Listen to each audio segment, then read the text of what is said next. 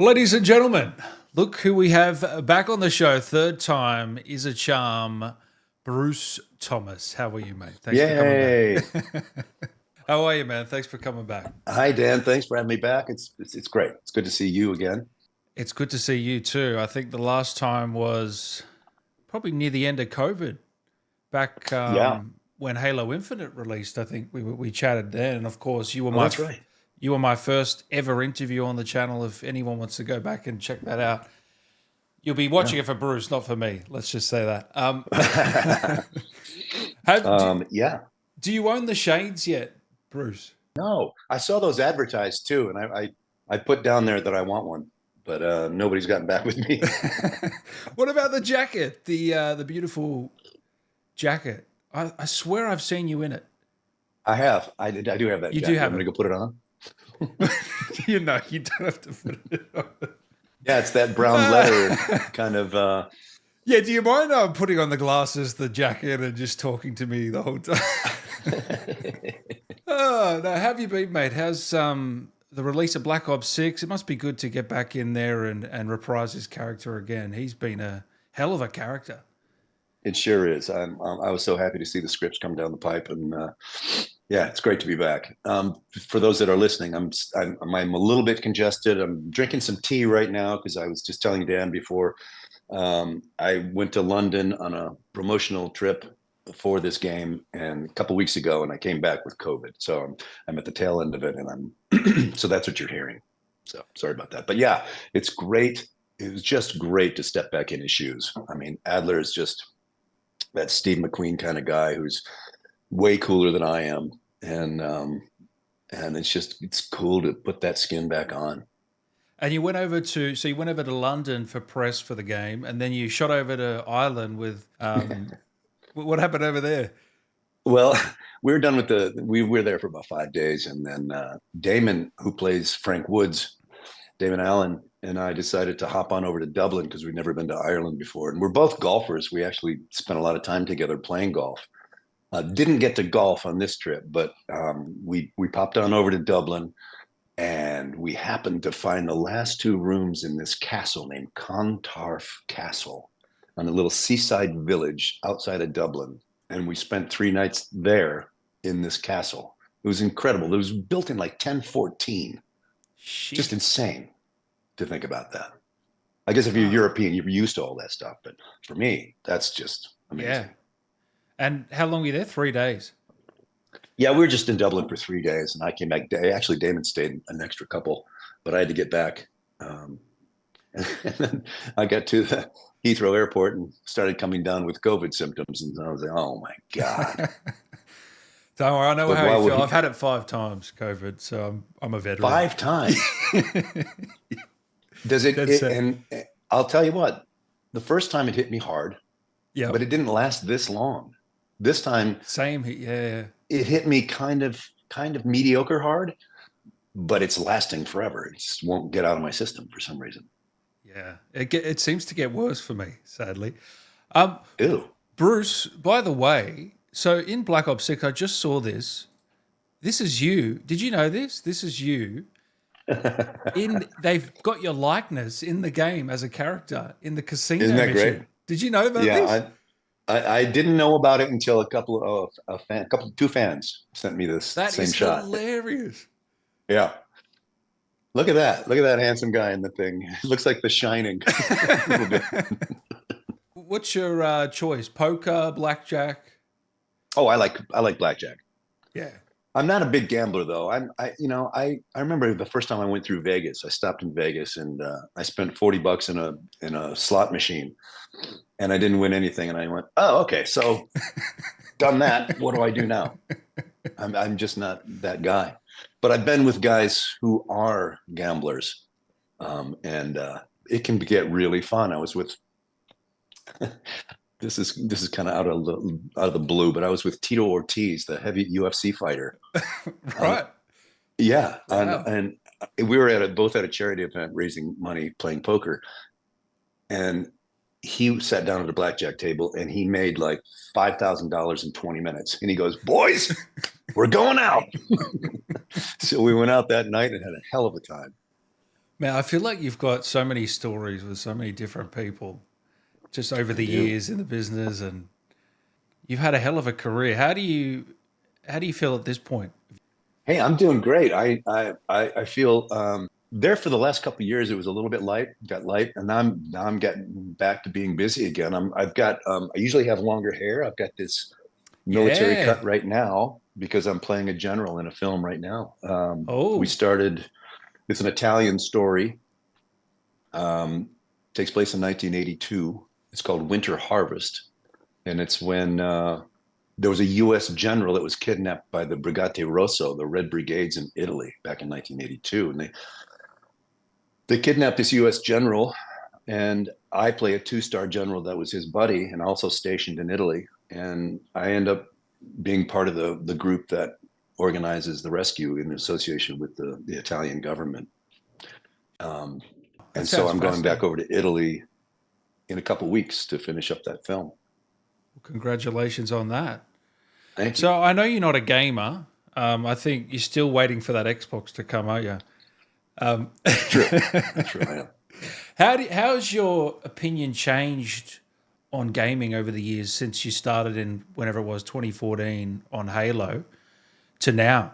I'm most fascinated by the technology advancing to the point where we can do we can just do film like performances, and the technology is able to capture all these subtle emotions that come to our eyes and our any part of us really.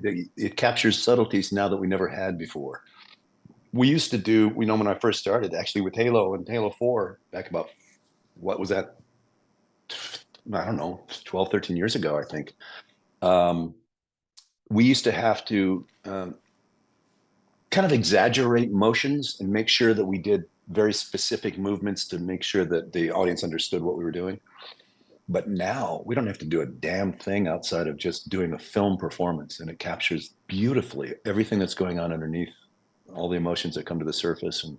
And that's the most exciting part to me, and that the audiences get to feel those things. So for the camera with the characters that we play as Case and Bell, are you just looking directly at a camera, or is there someone performing that role? No, when we're on the motion capture stage, we're doing it just like a play. It's a full performance from A to Z. It's a full body, full face. We're looking at each other just like as if you were. If anybody's heard of theater in the round, that's where audiences get to sit around the entire theater and watch the stage in the middle and watch actors perform on that stage. That's kind of what we do on the motion capture stage. So there's cameras 360 degrees around us, and it's capturing every conceivable angle of us. And so then in Yep. post production, after we do the performance and it's all been captured digitally, then the directors, the dev team can decide which camera, which angle they want that scene to be played from. Right. So, for example, that interrogation scene with Sims. Yeah, I love that Yeah. whole mission with you and Sims. That's fantastic. Thank you. Yeah. I do too. I think that's one of my favorites. Just you guys reuniting, man. For some reason, I didn't tear up, but I got nostalgic or something. You know what I mean? It's just that feeling. There's that scene, and I think you're referring to that moment we meet out on the Yeah, tarmac. yeah.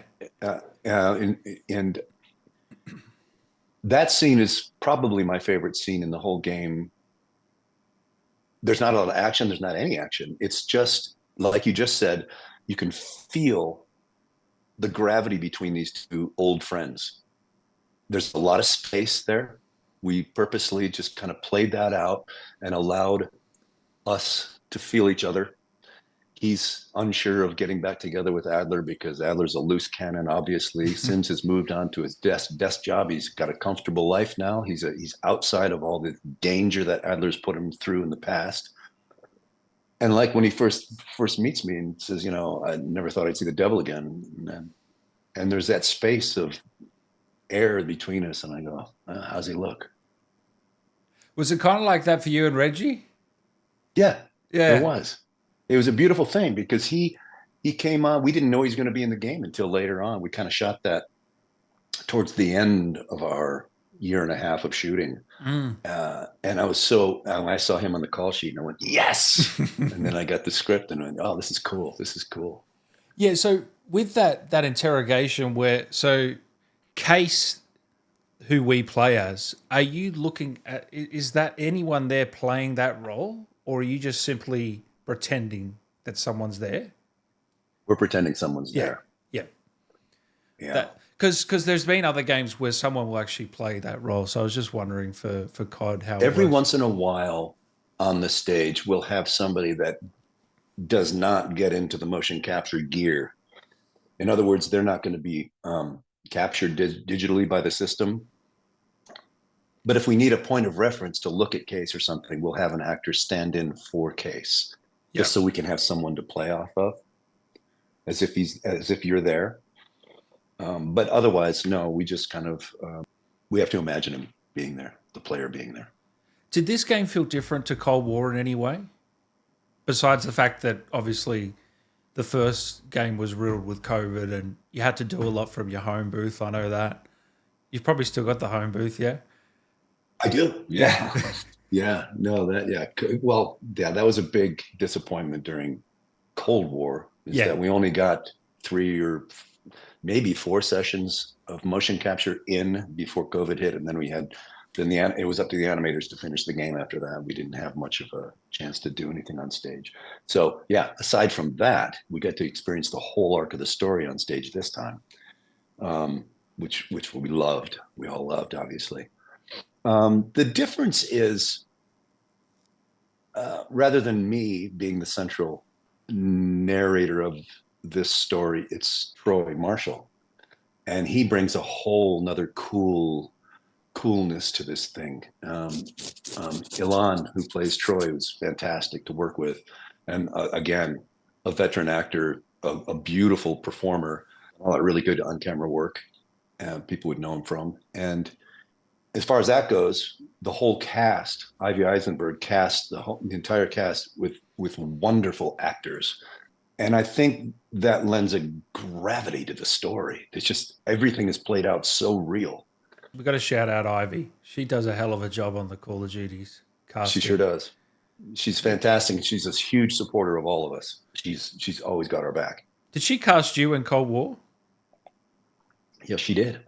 Wow. I did my original audition with her. Had you ever met her before that? Yeah, we go way back. She cast me in a horror film. Good Lord, probably 30 years ago. We've known each other for a long, long time. Wow. She cast me as the lead in a horror film way back when. It was called Babysitter Wanted. Do you recommend it?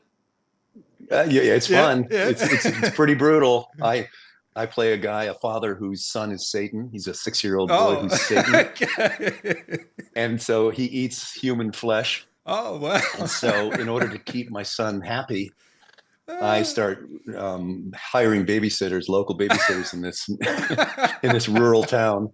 And then I get them home and I end up, I'm definitely going to watch taking them out into the barn and having slaughtering them into many body parts and putting them all into little Tupperware containers for my son. Oh, wow. That's horrific. It's awful. I feel like you should be in a Western, Bruce. I mean, I know you did a Western for theater back in the day, but I mean, we need to get you as a gunslinger or something. You got it, Dan, man. You're right from your ears, from your mouth. I mean, I did a Western on camera a year ago now. It came out. It was a Christmas movie called Cowboy Christmas Romance. Oh, that was you on the horse. Yep. Which is kind of a silly, kind of a generic name, but I played the father of this family, and the love story is obviously with my daughter and this new guy, this hot young cowboy. But yeah, I got to be the father of the family and this wealthy ranch owner, and was riding horses through the night, and it was a great experience. But yes, I agree with you 100%. If anybody out there is working with Red Dead, please make a note of it. Do you know any of the Red Dead actors? I mean, you would be phenomenal in that game. I do know a couple of them, yeah. You've probably seen them in your travels. I have. We do conventions together too. Yeah. So I feel like Adler's more trustworthy in this game. Would you agree with me or not? To who? I mean, I think he's the same old Adler, but I think he's loyal to Frank Woods. I mean, that's for sure. That's who I meant. Frank. Yeah. Frank has learned to trust him, even against his own intuition. You know, he's learned to trust Adler again. And then I think the whole clan does actually. You know, they first meet Adler, and he's been AWOL, and he has to be rescued, and he's public enemy number one as far as the CIA is concerned. And they've sort of taken on that approach when they find Adler, but then they realize that Adler's take on things is pretty true, and so they have to follow him on their own path. Was that kind of the direction for this game versus the first? Or was it just continuing from the building on the first, or how did you approach him this time? This one is he's been pretty much AWOL for the last 10 years. After when Woods gets injured, when he gets his knees get shot off, basically, Adler was there when that happened, and the CIA has pinned that on him, basically, and said he's responsible for what happened to Woods. So he goes underground, he goes dark, and they have to go find him. And that's where I was coming from. He's just basically staying out of trouble, staying low. So you've got a hell of a character so that whole Woods getting his leg shot off was from one of the original games 10 years ago. And so they've basically written Adler in to the whole lore of the game. That's how good of a performance you've done. Well, thank you. I'll take a little bit of that, but I'll also thank the fan base. I mean, after Cold War, people were pretty vocal about getting behind Adler, and I have to thank them as much as anybody. I think when we first spoke, I said, "Are you ready to play Adler for the next 20 years?" It's already been 5. It's already been 5. Are you ready to play him for another 10 to 15, Bruce? Hey man, I'll play him in a back alley. I'll play him anyway. Yeah. I heard about this Batman game that you were going to be a part of that fell through with all these villains, and you were going to play an older Batman. And my heart sank when I heard that. Yeah. Because Yeah, me too. An older Batman, a gruff Batman, that's my favorite version of the character. It was by the same people that made Arkham Knights, and Paul Crocker, who was working for them at the time, cast me as Bruce Wayne, a 60-year-old, I guess right around 60-year-old Bruce Wayne. And he had been beaten to hell. His left leg was basically non-functioning, scarred everywhere, just a broken human being, and who had also been kind of AWOL. Bruce Wayne had been hiding and not being Batman for a while. And then along comes this 25-year-old kid played by Josh Keaton. Oh, I love him. He was going to be the new Batman. Yeah, I do too. He's a great Josh guy. and I got together and we did the first couple of scenes of that show together, and had a beautiful chemistry. And then for some reason they shelved the entire project. Don't stop. But there was going to be like so he was playing Robin or Nightwing? No, he was playing a young. Oh, well, that's a good question. Actually, I don't even know. You don't know? I don't know if it was going to come out that he was playing somebody like that.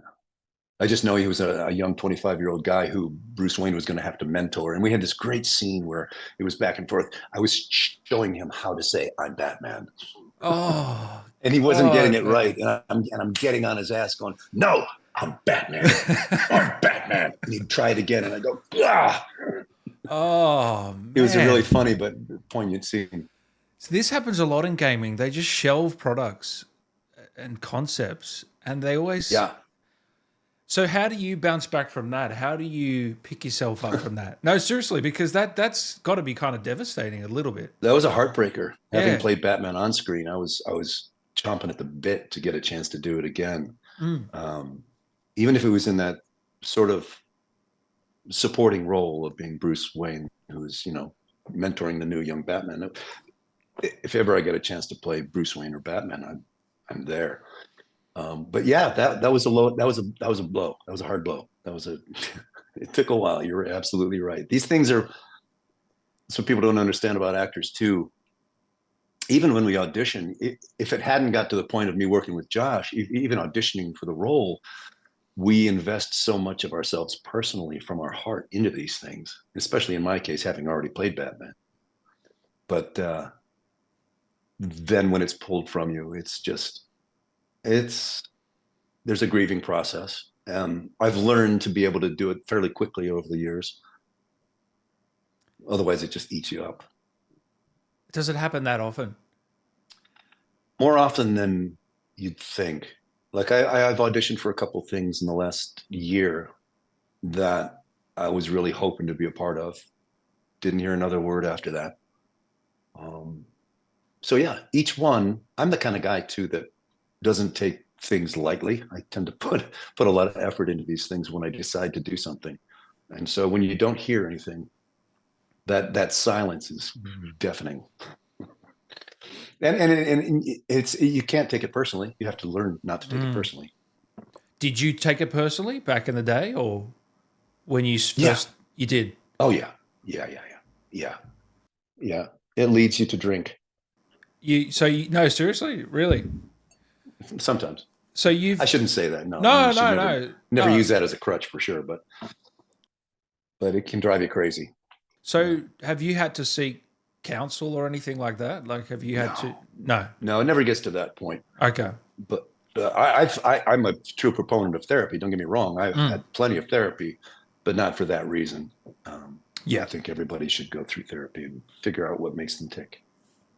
I feel like I know a lot of people that have done therapy, but they don't click with the person. Do you find it's about is that the key? That's finding the right person? Yeah. That's the key. 100%. You nailed it. Yeah, you have to find the right person. And since the pandemic, actually, I did seek that out because I went through a divorce just during the pandemic. And then, so I sought out some help too, but I went through a couple of people and I couldn't find the right person. So it didn't stick this time. We didn't gel. So I fired them immediately. Tough one, isn't it?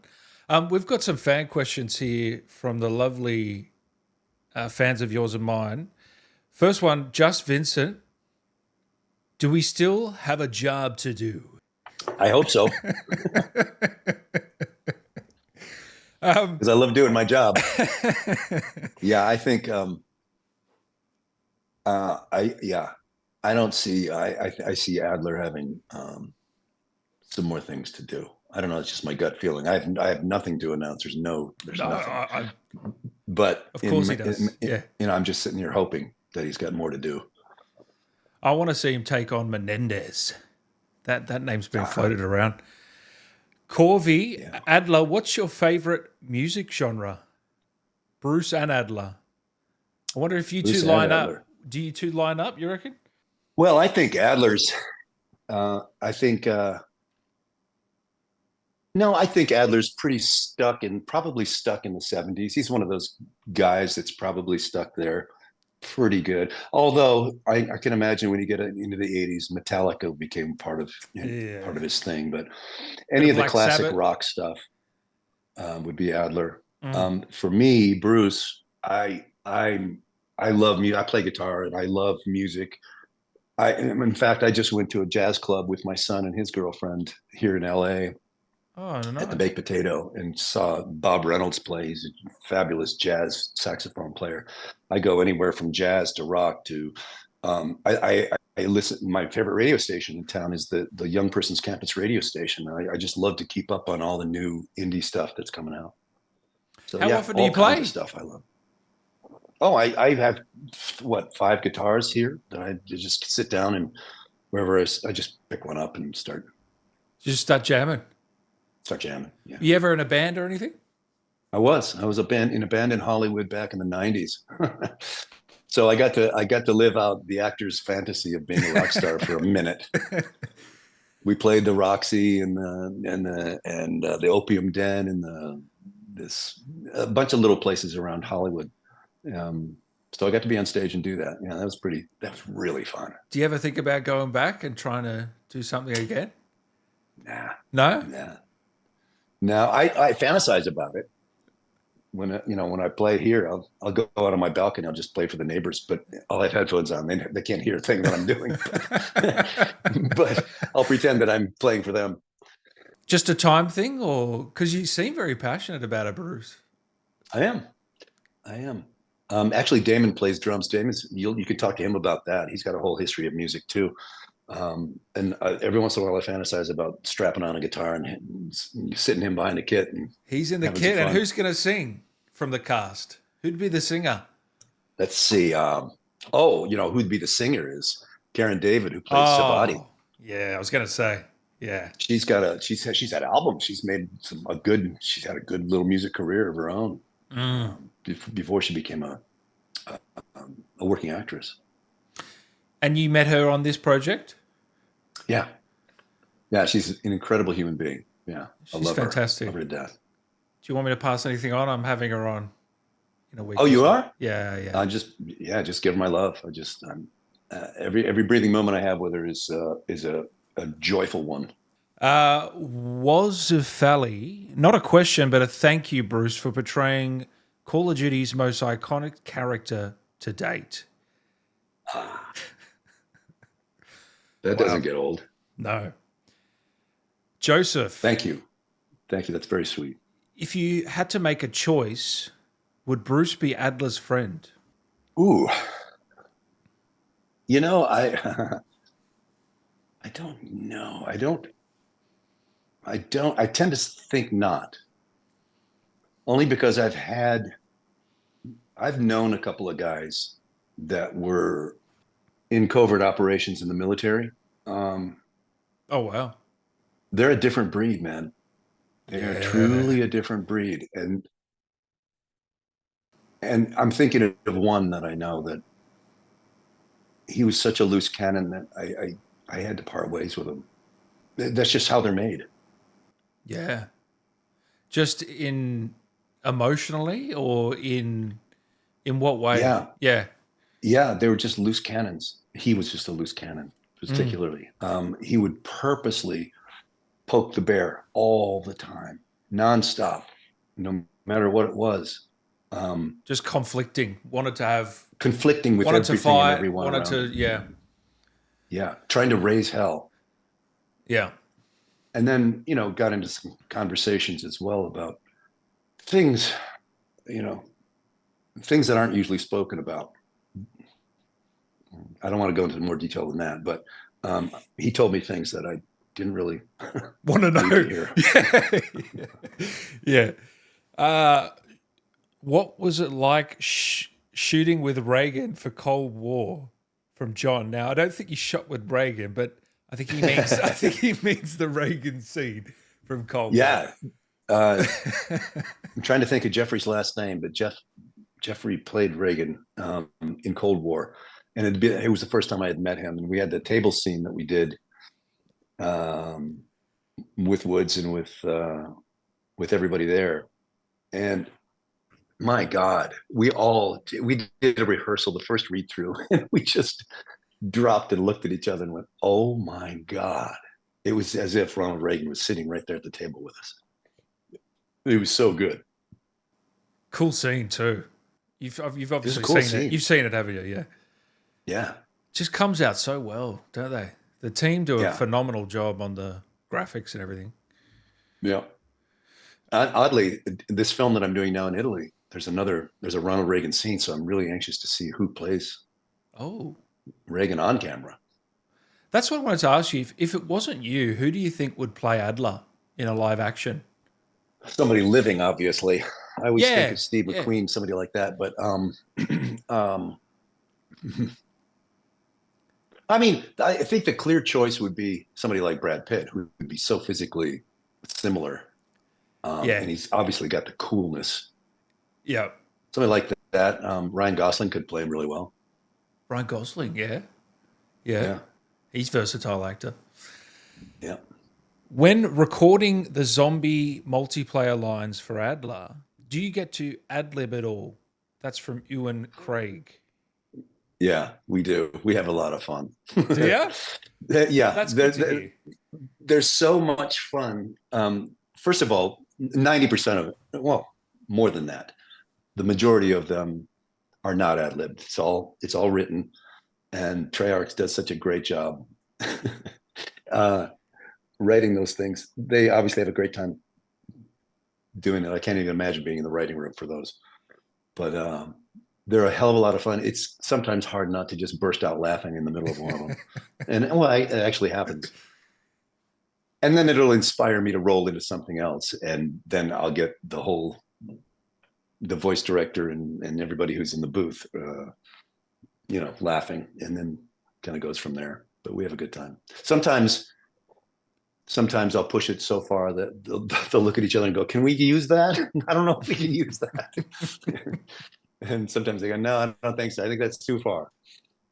There's a few that slipped in, like in the zombies for Black Ops 6, something about Bell and brain rot, and there's some stuff in there that's like... There is some references to Bell, yeah. Yeah, right. There's a few references to Bell. I'm like, shit, he is dead, isn't he? Yeah. No respect for the dead. No, well, people keep saying to me, Case is Bell, and I'm saying, no, I think they're different people. You've probably heard that theory, yeah? As far as I know, they're different people. Yeah. But you never know. The truth lies. That's the marketing of this game. The truth always lies in this world. Yeah, absolutely. How did you feel working on Fallout 4 and Starfield from Lorenzo? Yeah, both those games were a lot of fun. Talk about humor too. They throw a lot of humor into their stuff. I'm not a playable character in either one of those games, but I did probably 20 at least sessions with each of them, maybe more, 25 sessions or so, 4 hours each. That's a bunch of thousands of lines, and they just kind of they kind of throw me in all these different situations, and I'm sort of playing the same kind of guy. Like in Fallout 4, I'm like this wheeler dealer, anything you need, I got it. What you need, give me a couple credits, I'll find something. I'll find what you're looking for.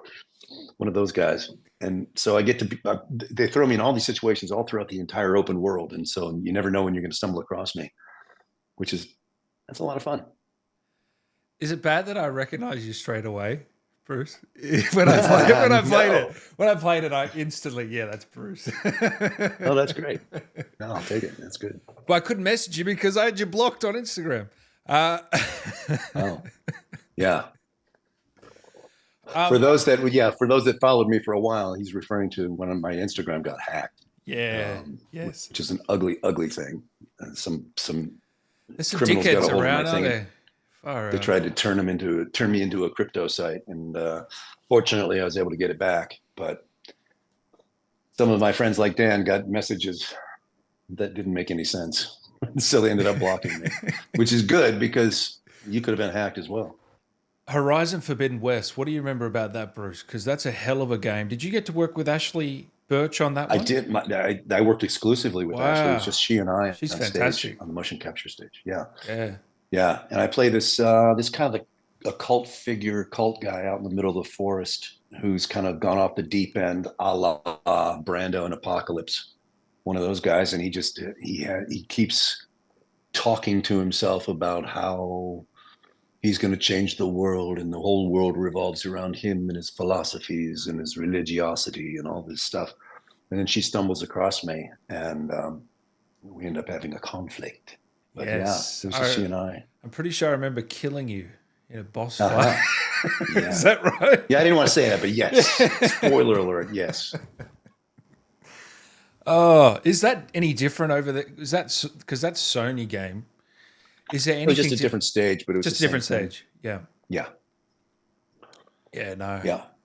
And so, Legally Blonde 3, no chance. Not so far. No, nobody's contacted me about any of it. I think it was greenlit about 6 months ago, and I think Jennifer Coolidge is part of it, but they've not included me in any way. So that's how it goes. Look, if it gives you any consolation, the scene where she breaks your nose, that makes me laugh every time, man. That's a fantastic scene.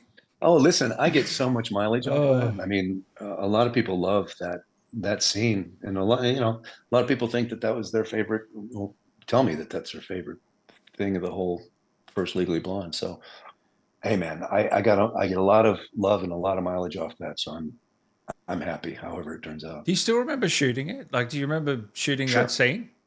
sure. Man, Yeah, yeah. I remember Jennifer being in Jennifer's trailer when we were shooting, and she was like, I remember her saying, "I don't know if this is gonna be the worst thing that I've ever done, or if this is gonna be good." But we all know how that turned out. She's doing super well. was she as famous back then? No, she had done Schindler's Mom. She had done Apple American Pie, Oh, yeah, but yeah, yeah. and she was pretty known for that. That was a great role for her, and that's what kicked her off. Mm. And but the best part of that, she and I had a relationship back in New York. We just knew each other as friends back when we were broke actors, just kind of bopping around. Um, Probably 10 years, no more than that, 20 years prior to that. We were young in our 20s, and we knew each other from being out at night. And so when we got together to do that at the table read for Legally Blonde, it was a nice little reunion. So were you based in New York for a while there? I was 10 years in New York City. So where were you originally before then? Because you grew up on a Grew up in farm, didn't Michigan. you? Yeah, in Michigan. Yeah. Yeah, Yeah, right. And so when did you move yeah. to LA? Early 2000s. 1990. Oh, 1990. Yeah, I'm Yeah. old. It's been a long time. No, you're not. Yeah. You don't age. You've looked the same for 10 years. I see Well, footage thank of you. you on Halo 4. You look the same. Oh, thank you, buddy. Thank I, you. I remember you once saying, you pour your heart out to whoever's opposite you when you're acting. Mhm. Why has that been your philosophy? Uh, well, you don't pour your heart out to the point where it's overacting. I hope. That's the goal, anyway. You want to stay grounded. But I remember being in acting class in New York and doing a Meisner program for a couple of years. And the emphasis was to to make your choice and to give it the very best version of that choice that you can possibly give. That's your job. Your job is to empathize with the character in front of you. Even if you're a villain, you have to take in what they're giving you. You have to really listen to people, take it in and give it right back with your point of view. And so that connection, the depth of that connection, the deeper it is, the more rewarding it is as an actor. What's your opinion on method acting? I'm curious. It's definitely effective. Um, I, I guess I kind of use my version of that, or have in the past. Every role is different. There was another horror movie that I did called Raze, Raze, where I play this prison guard who, and there seems to be a theme here. I kidnapped women. I kidnapped women and made them fight to the death. Oh, and you did that in real life in your spare time to prepare for the Yeah, role. yeah, yeah. That's the method. I just went out at night and got women to fight to the death. No, no. But Continue. for that role, I remember I chose this psychopathy of the guy, this history of him that really has mommy issues, and so I really felt like I had to go deep with this guy. And I anyway, long story short, I would come to the set, and the only point of the story was to say that I heard crew members come to me and say, "You would come to work." Talking to me, saying you would come to work and you Yeah. were this jovial, nice guy, and you'd go into the trailer and you'd come out an hour later and you were somebody we didn't even recognize when you walked on set as in character. Um, and so, in that regard, that's my version of doing the method. Now, people like Daniel Day Lewis, or Jared that's the Leto. only Yeah. Jared Leto, yeah. I hear stories of them taking that home with them every night, their families having to live with this guy for the duration of the project that they're shooting. Oh, A little bit I crazy, can't don't even you think? imagine A little how bit. stressful that would be. and not to mention exhausting, I would think. Yeah. No, I like your method. I could see the reward as well. I mean, Yeah. I could see it leaving a scar on you that you would remember for the rest of your life. But I don't know if I would ever, I don't think I would ever choose to do that. There's too much. I mean, your version of method isn't really method because you're still, as you said, you're still talking to the crew and that. It's just when you went into the trailer. At the end of the day, I can leave Yeah. it. Yeah. Yeah.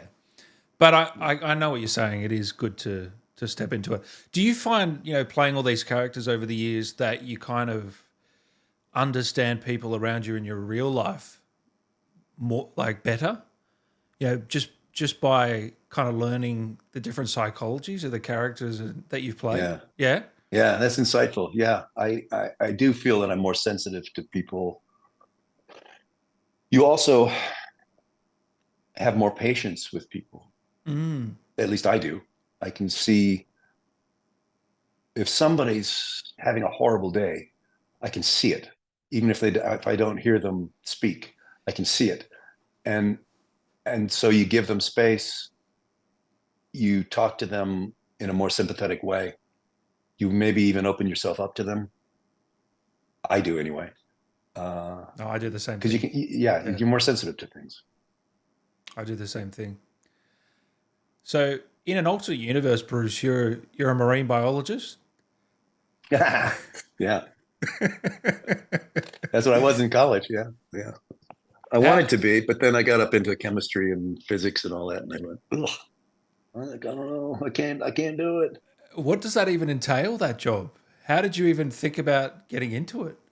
Oh, it was pure. I think it was part of my imagination as a kid.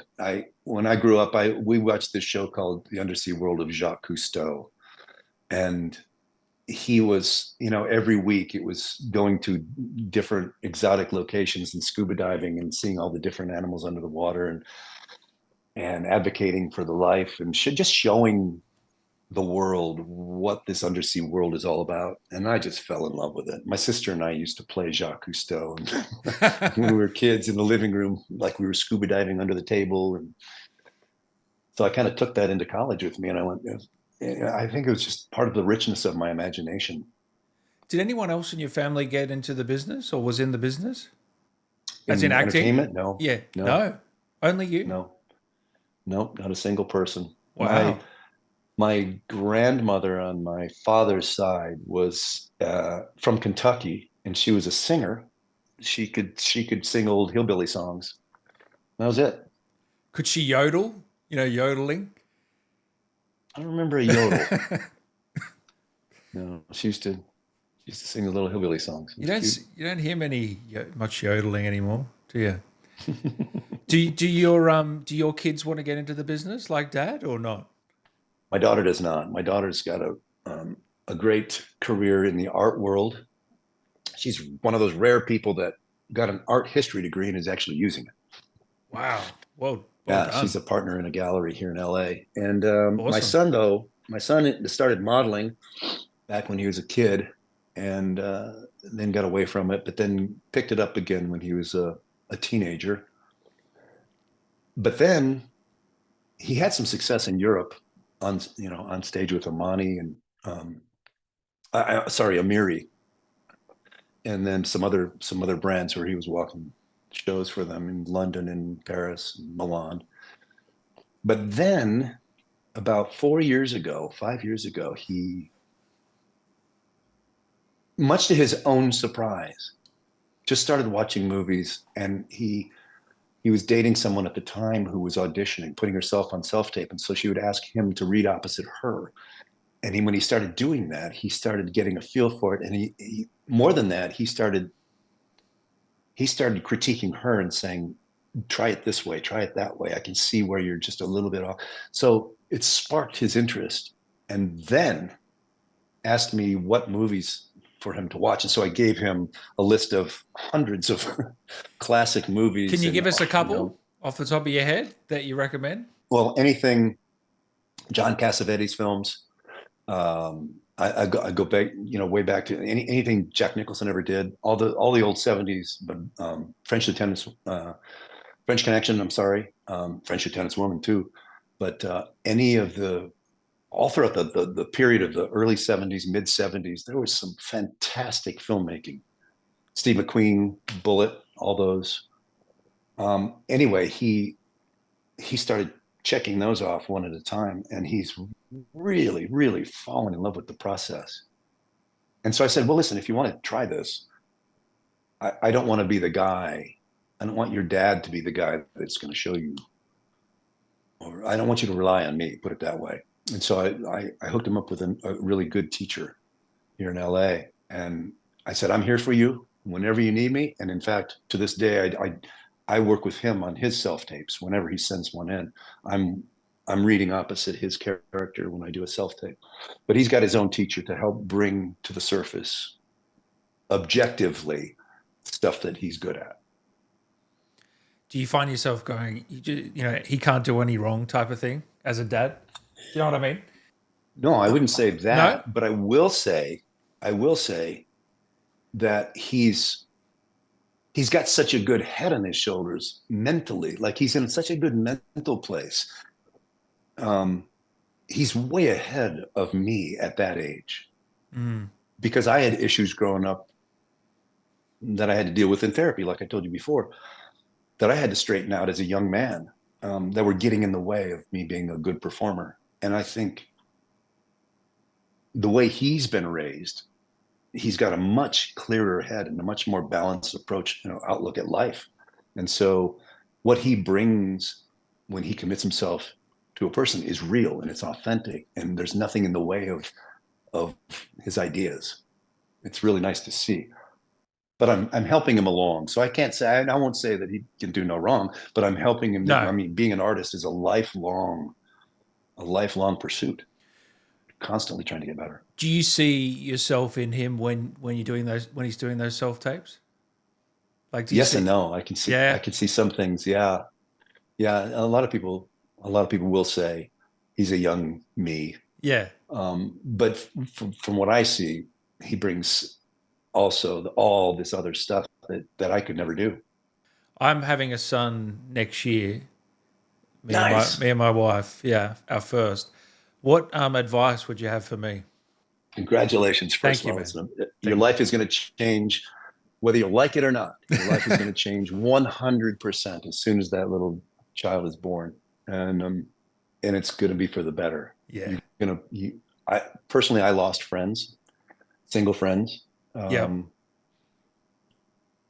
Good whatever riddance. reason, they just didn't want to be part of it, and you gain so much more. But I guess my one piece of advice is one that was given to me when my daughter was first born. My wife was working for a guy named Mike Marcus, who ran MGM Studios at the time. And he was a dad. And he called me and he said, my only advice to you is to never stop talking to your child. Oh, that's true. Never. That's so true. Yeah. No matter what happens, don't ever stop talking to them. And I've taken that to heart. That is and great I have advice. a beautiful relationship with both my kids. Thanks, Bruce. And there's appreciate been hard that. times. There's been stuff that's been hard to talk about. Yeah. No, thank you, Bruce. I appreciate that. And be humble enough to, when they call you on your shit, be humble enough to listen, to hear it. Yeah. That's equally hard, but it's important. And so, anything you wanted to say to the fans that have tuned in today, that are a fan of your work, whether it's Adler or any of the projects you've done over the years, is there anything you want to pass on to them? You guys are the best. Seriously, you guys are the best. When we do these roles, we don't think about this part of it. We really don't. You would think we might, but we don't. At least I don't. It's all focused on doing a good job, or doing the role that I'm proud of, and getting something out of it, getting my own reward for it. But when it comes around and the fans connect with it, and they don't have to take the time out of their day to say something nice to me or to anybody, but they do. And you'll have no idea how important that is, and how how much it resonates with me. I understand that you don't have to do that. And the fact that you do means everything. And I mean, I do this for a living, as you know, Bruce, and I cover every Call of Duty, and I've never, ever seen a negative comment about Adler. Like this, that I don't like this character or this or that. It's always positive. If anything, he's one of the greatest characters in the COD universe. And, you know, that's a testament to, I think it's Bob who helped create the story for Cold War, if I'm right. I'm knocking on some wood here. I'm lucky. No, seriously. And, you know, your performance is incredible, man. Without you, it doesn't happen. I'm telling you. It's one of those special performances where the actor is the character. I mean, if they better pay you well, because if you don't come back, the fans will riot, man. Let me tell you. Let me tell you that right now. I have no complaints. Thank you for saying all of that. No, I mean it. Before I let you go, guys, make sure you follow Bruce on Instagram. I'll leave the link in the description. He's not hacked now. Good content over there now. Correct. I'm no longer on X, by the way. I'm no longer on Twitter. Oh, I don't blame you. It's shit. I don't know if there's anybody out there that's got my name, but I'm not on there. So just know that. Are you on TikTok? I am. I think you are. Yeah. Same handle as Instagram, Mr. Mr. Period Bruce Thomas. But I never. I did just after Cold War. I started doing some little Adler, little 10-second. A few of them went viral, didn't they? They did. Yeah.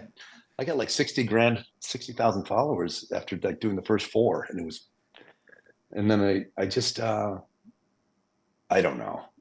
I know. It's hard for me to it's hard to. It's kind of fun, but then I just kind of lose interest in it. Yeah. No, I'm the same. Yeah. Before I let you go, Bruce, can Adler say something to Dan to round this out? Has he got a message for Dan today? Let me see. What is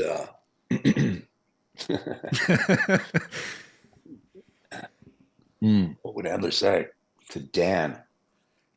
Thanks for talking to me. I appreciate it. Thank you. You're the best. Hold on. One more time. You're the best. Thank you. Thank you very much.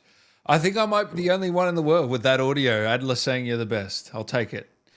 Thank you, Bruce. I appreciate your time, man. I really do. And I look forward to doing this for a 4th time when Black Ops 7 comes out, or I'm sure you'll be in plenty more stuff before then as well. So thanks for the time. I appreciate it. Thank you, Dan.